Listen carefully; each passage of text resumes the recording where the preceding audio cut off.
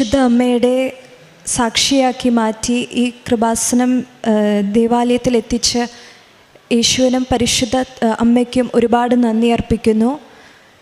എൻ്റെ പേര് എലിസബത്ത്. ഞാൻ സെൻറ്റ് റീത്താസ് ഇടവക അങ്കമാലിയിൽ നിന്ന് വരുന്നു. ഞാൻ 2023 ഓഗസ്റ്റ് 1 ഉടമ്പടി എടുത്തത്. ഉടമ്പടി എടുക്കുന്നതിന് മുൻപ് തന്നെ അമ്മ എൻ്റെ അടുക്കൽ ഒരു സ്വപ്നത്തിൽ വന്ന് എനിക്കൊരു അനുഭവം നൽകിയിരുന്നു. അതായത് ഏകദേശം 2018-19 വർഷമാണ്. സ്വപ്നത്തിൽ ഉറങ്ങിക്കൊണ്ടിരിക്കുമ്പോൾ എൻ്റെ വീട്ടിൽ വലിയൊരു വെള്ളപ്പൊക്കം ഉണ്ടാവുകയും ഞാനും അപ്പയും അമ്മയും സ്വപ്നത്തിൽ ഇങ്ങനെയായിരുന്നു. ഞാനും അപ്പയും അമ്മയും കൂടി കൊന്ത ചൊല്ലിക്കൊണ്ട് സിറ്റ് ഔട്ടിൽ ഇരിക്കുമായിരുന്നു. അപ്പോൾ വെള്ളം ഒരു മതിൽ പോലെ സിറ്റ് ഔട്ടിൻ്റെ മുന്നിൽ കൂടെ പോകുന്നുണ്ട്. വീടിൻ്റെ ഉള്ളിലേക്ക് പ്രവേശിച്ചിട്ടില്ല. അതിൽ ഒരുപാട് ആൾക്കാരും ഒഴുകി പോകുന്നുണ്ട്. അതിൻ്റെ മേളിൽ പരിശുദ്ധ അമ്മ എനിക്ക് മാതാവിനെക്കുറിച്ച്, കൃപാസനം മാതാവിനെക്കുറിച്ച് ഞാൻ കേട്ടിട്ട് പോലും ഇല്ലാത്ത ഒരു സമയമായിരുന്നു അന്ന്. ഗ്രേ കളറിലൊരു മാതാവ് അതിൻ്റെ മേളിൽ നിൽക്കുന്നുണ്ട്. അത് ഞാൻ കണ്ടു. ഞാൻ വല്ലാണ്ട് ഭയന്ന് പേടിച്ച് സ്വപ്നത്തിൽ കരഞ്ഞുകൊണ്ടിരിക്കുകയായിരുന്നു. അപ്പോൾ അടുത്ത് കിടന്ന അമ്മ എന്നെ വിളിച്ചിട്ട് ചോദിച്ചു, എന്താണെന്ന് ചോദിച്ചു. അപ്പോൾ ഞാൻ ഈ സ്വപ്നം പറഞ്ഞു. അത് കഴിഞ്ഞ് അത് പോയി. പിന്നെ പിറ്റേ ആഴ്ച അമ്മയുടെ വീട് ചേർത്തലയാണ്. എൻ്റെ അമ്മ വീട്ടിലേക്ക് വരുന്ന സമയത്ത് അമ്മച്ചി പറഞ്ഞു, ഇങ്ങനെ ഇവിടെ അടുത്ത് കൃപാസനം ഒരു പള്ളിയുണ്ട്, അപ്പോൾ അവിടെ മാതാവിൻ്റെ ഒരുപാട് അത്ഭുതങ്ങൾ നടക്കുന്നുണ്ട്, അപ്പോൾ നിങ്ങൾ തിരിച്ച് പോണ വഴിക്ക് അവിടെ ഒന്ന് പോയി കയറിയിട്ട് പോയിക്കോ എന്ന് പറഞ്ഞു. അങ്ങനെ ഞങ്ങൾ ഇവിടേക്ക് വന്നു. വരുന്ന വഴി വിളക്കിൽ തൈലം ഉണ്ടായിരുന്നു. അപ്പോൾ തൈലം എടുത്ത് അമ്മ കൈകൊണ്ട് തൊട്ട് എൻ്റെ കാലിൻ്റെ അടിയിലൊരു 10-15 അരിമ്പാറ പോലെ കുരുക്കളുണ്ടായിരുന്നു. അവിടെ കുരിശ് വരച്ച് തന്നു. അതിനുശേഷം ഞങ്ങൾ ഈ ദേവാലയത്തിലേക്ക് കയറി. ഞാൻ ഇവിടെ വന്ന് മുട്ടുകുത്തിയപ്പോൾ നേരെ നോക്കിയപ്പോഴാണ് കാണുന്നത്, ഞാൻ സ്വപ്നത്തിൽ കണ്ട അതേ മാതാവാണ് ഇവിടെ ഈ ഫോട്ടോയിൽ ഉണ്ടായിരുന്നത്. അതേ ഗ്രേ കളർ മാതാവും ഞാൻ കണ്ട പോലെ തന്നെ വെള്ളത്തിന് മേളിൽ നിൽക്കുന്ന രൂപമായിരുന്നു.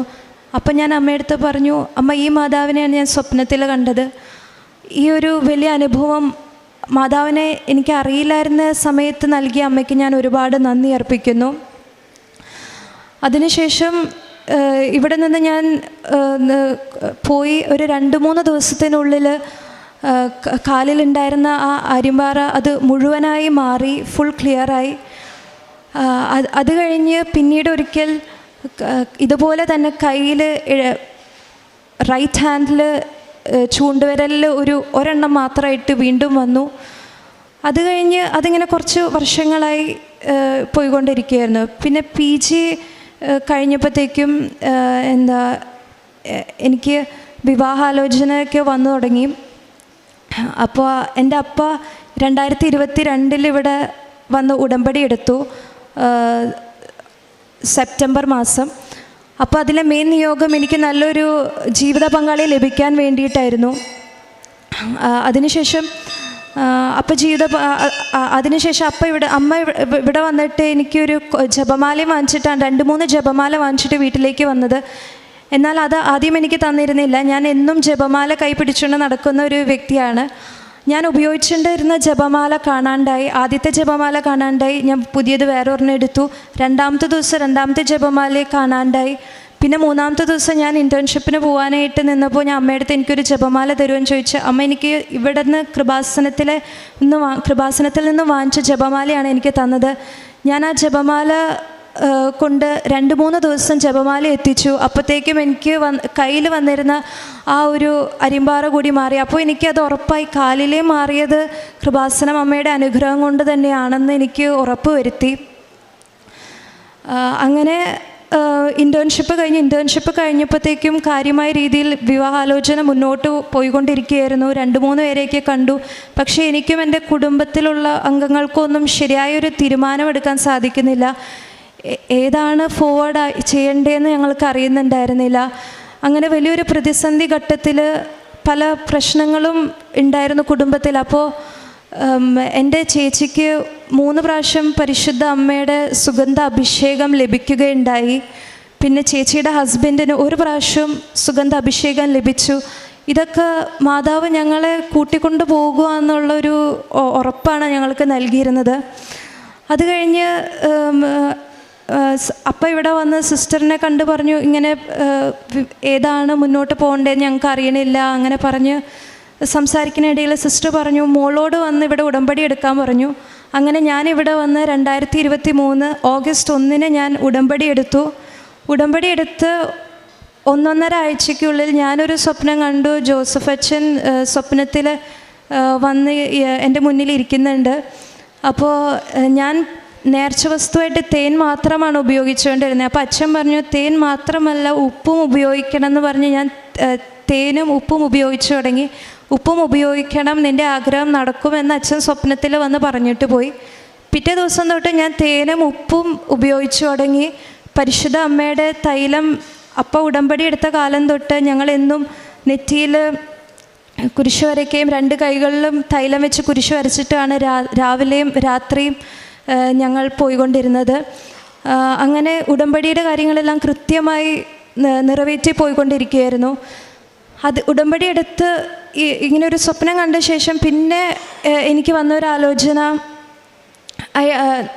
എൻ്റെ വീട്ടിലുള്ളവർക്കും കുടുംബാംഗങ്ങൾക്കും എല്ലാവർക്കും വളരെ താല്പര്യപ്പെട്ടതായിരുന്നു. പക്ഷേ എനിക്കത് അങ്ങോട്ട് ആക്സെപ്റ്റ് ചെയ്യാൻ പറ്റുന്നുണ്ടായിരുന്നില്ല. കാരണം എൻ്റെ കൂടെ 2 വർഷം എൻ്റെ സ്കൂളിൽ പഠിച്ചിരുന്ന ഒരു കുട്ടിയായിരുന്നു. അപ്പോൾ എന്തായാലും മറ്റുള്ളവർ പല രീതിയിൽ സംസാരിക്കാൻ ഇടയാവാമെന്ന് എനിക്ക് തോന്നി.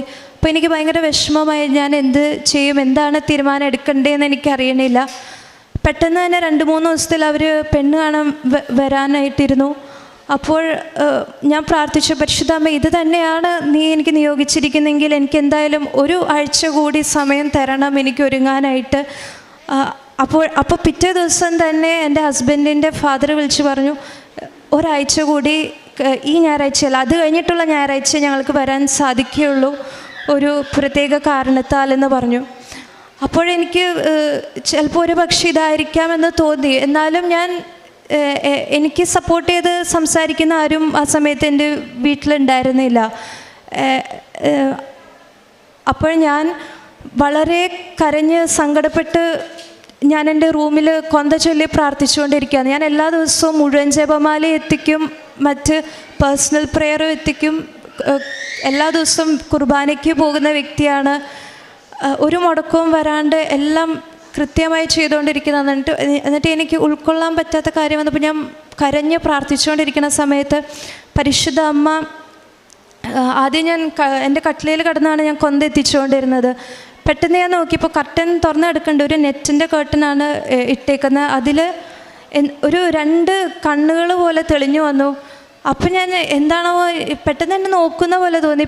ഞാൻ വേഗം കണ്ണടച്ച് പിന്നെയും കടന്നു. പിന്നെയും തുറന്നു കഴിഞ്ഞപ്പോൾ കണ്ണും മൂക്കും ചുണ്ടും ഒക്കെ തെളിഞ്ഞു വന്നു തുടങ്ങി, നിഴൽ പോലെ.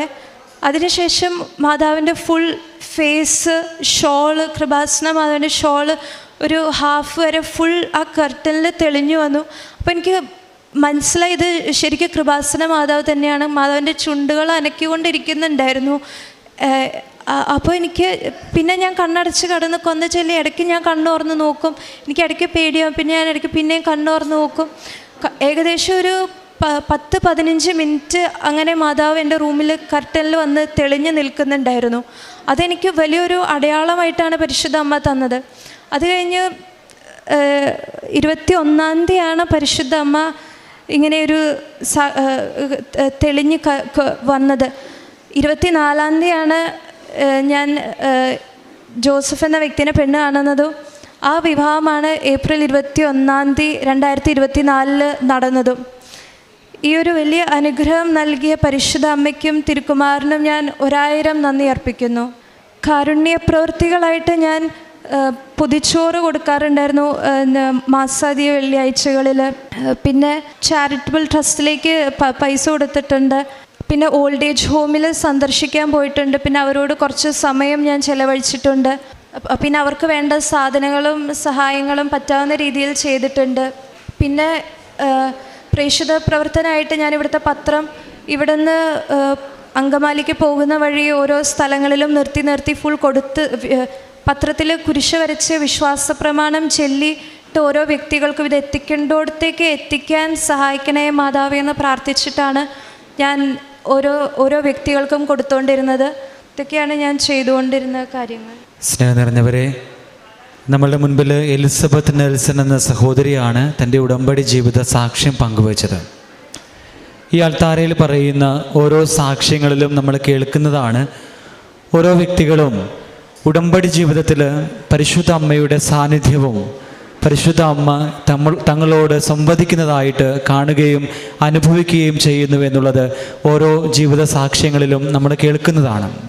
എലിസബത്ത് എന്ന സഹോദരിയും നമ്മളോട് പറയുകയായിരുന്നു, തൻ്റെ ജീവിതത്തിൽ ഒരു പ്രധാനമായിട്ടുള്ള തിരഞ്ഞെടുപ്പ് ഉണ്ടാകേണ്ട സമയമായപ്പോൾ പരിശുദ്ധ അമ്മയുടെ മധ്യസ്ഥത്തിൽ ഈ സഹോദരി പ്രാർത്ഥിക്കുന്നു.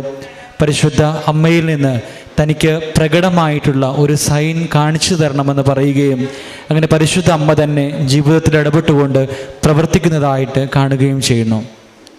ഈ സഹോദരി തൻ്റെ സാക്ഷ്യം ആരംഭിച്ചപ്പോൾ നമ്മളോട് പറഞ്ഞു, താൻ പരിശുദ്ധ അമ്മയുടെ ആലയത്തെക്കുറിച്ച് അറിയുന്നതിന് മുമ്പ്, കൃപാസനം അമ്മയെക്കുറിച്ച് അറിയുന്നതിന് മുൻപ് തന്നെ തനിക്ക് പരിശുദ്ധ അമ്മയെ സ്വപ്നത്തിൽ കാണുവാനായിട്ടുള്ള അവസരം ലഭിച്ചു. അതുപോലെ തന്നെ ഉടമ്പടി എടുക്കുന്നതിന് മുൻപ് തന്നെ ഈ ആലയത്തിലേക്ക് കടന്നുവന്ന് പ്രാർത്ഥിച്ച് തൻ്റെ ത്വക്കിലുണ്ടായിരുന്ന ചില കാര്യങ്ങൾ മാറിപ്പോയി, തനിക്ക് ത്വക്കുപരമായിട്ടുണ്ടായിരുന്ന ചില കാര്യങ്ങൾ മാറിപ്പോയി എന്ന് ഈ സഹോദരി നമ്മളോട് സാക്ഷ്യപ്പെടുത്തി. പരിശുദ്ധ അമ്മ ഒരു വ്യക്തിയെ അറിഞ്ഞ് സ്നേഹിച്ച് അവളെ സ്വന്തമാക്കുവാനായിട്ട് അല്ലെങ്കിൽ അവനെ സ്വന്തമാക്കുവാനായിട്ട് തീരുമാനിക്കുമ്പോൾ പരിശുദ്ധ അമ്മ തന്നെ അവരെ ഈ ആലയത്തിലേക്ക് കൂട്ടിക്കൊണ്ടു വരുന്നതായിട്ടും ഉടമ്പടി പ്രാർത്ഥനയിൽ പങ്കുചേർക്കുന്നതായിട്ടും ഉടമ്പടി ജീവിതം നയിക്കുവാനായിട്ട് ആഹ്വാനം ചെയ്യുന്നതായിട്ടും നമ്മൾ ഉടമ്പടി സാക്ഷ്യങ്ങളിൽ കേൾക്കുന്നതാണ്. അതുപോലെ തന്നെയാണ് ഈ സഹോദരി നമ്മളോട് പറയുന്നത്, പരിശുദ്ധ അമ്മയോട് സ്നേഹത്തിലും ഭക്തിയിലും വളരുവാനായിട്ട് ആഗ്രഹിക്കുമ്പോൾ പരിശുദ്ധ അമ്മ തന്നെ ജീവിതത്തിൽ ഇടപെട്ടുകൊണ്ട് ഒരുക്കിയെടുക്കുന്നതായിട്ട് നമ്മൾ കാണുന്നുണ്ട്. പ്രേക്ഷിത പ്രവർത്തനങ്ങളും കാരുണ്യ പ്രവൃത്തികളും ഒക്കെ ജീവിതത്തിൽ ചെയ്തുകൊണ്ട് പരിശുദ്ധ അമ്മയുടെ സാന്നിധ്യവും പരിശുദ്ധ അമ്മയുടെ മധ്യസ്ഥവും ആഗ്രഹിച്ച് പ്രാർത്ഥിക്കുമ്പോൾ പരിശുദ്ധ അമ്മ കൂടെ നടക്കുന്ന അനുഭവത്തിലേക്ക് ഈ സഹോദരിക്ക് വളർന്നു വരുവാനായിട്ട് സാധിക്കുന്നു. പ്രിയമുള്ളവരെ, ഉടമ്പടി എടുക്കുന്ന ഏതൊരു വ്യക്തിക്കും ഈ വലിയ അനുഭവമാണ് സ്വന്തമാകുന്നത് എന്നുള്ള ബോധ്യത്തിൽ നമ്മളുടെ പ്രാർത്ഥനകളെ നവീകരിക്കുവാനായിട്ട്, നമ്മളെ തന്നെ കൂടുതൽ വിശുദ്ധീകരിക്കുവാനായിട്ട് നമുക്ക് ശ്രമിക്കാം. അതുവഴിയായിട്ട് നമ്മുടെ ഉടമ്പടി ജീവിതം കൂടുതൽ മനോഹരമായിട്ട്, കൂടുതൽ ഫലമണിയുന്ന ജീവിതമായിട്ട് മാറ്റിയെടുക്കുവാനായിട്ട് പരിശ്രമിക്കാം. കർത്താവായ ദൈവം നമ്മളെ ഓരോരുത്തരെയും അനുഗ്രഹിക്കട്ടെ. ഈ സഹോദരിയോടും കുടുംബത്തോടും ചേർന്നുകൊണ്ട് ദൈവത്തിരുനാമത്തെ മഹത്വപ്പെടുത്തി പരിശുദ്ധ അമ്മയ്ക്കും തിരുക്കുമാരനും നന്ദി പറഞ്ഞ് ഇരുകരങ്ങളും അടിച്ച് നമുക്ക് ദൈവനാമത്തെ മഹത്വപ്പെടുത്താം. അത്യപൂർവ ദൈവാനുഭവങ്ങൾ ഇനി നിങ്ങൾക്കും സ്വന്തം. ഈ യൂട്യൂബ് ചാനൽ ഇതുവരെ സബ്സ്ക്രൈബ് ചെയ്തിട്ടില്ലെങ്കിൽ ഇപ്പോൾ തന്നെ സബ്സ്ക്രൈബ് ചെയ്യുക. ഈ വീഡിയോ ഇപ്പോൾ തന്നെ നിങ്ങളുടെ സുഹൃത്തുക്കൾക്ക് ഷെയർ ചെയ്തുകൊണ്ട് കർത്താവിൻ്റെ പ്രേക്ഷിതരാകുക.